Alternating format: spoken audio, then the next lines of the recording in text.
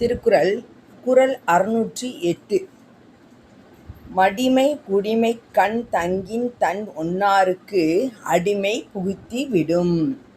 மடிமை குடிமை கண் தங்கின் தன் ஒன்னாருக்கு அடிமை புகுத்தி விடும்.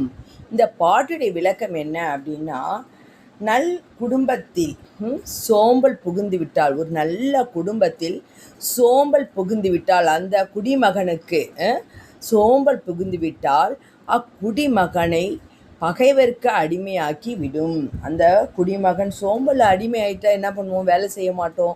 அப்போது சாப்பிட்றதுக்கு என்ன பண்ணுவோம்? யாருக்காவது அடிமை, அவர்கிட்ட யாசகம் கேட்கணும், அடிமையாக்கி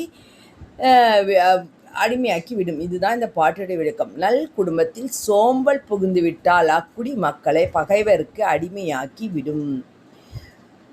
மடிமை குடிமைக்கண் தங்கின் தன்முன்னாருக்கு அடிமை புகுத்தி விடும்.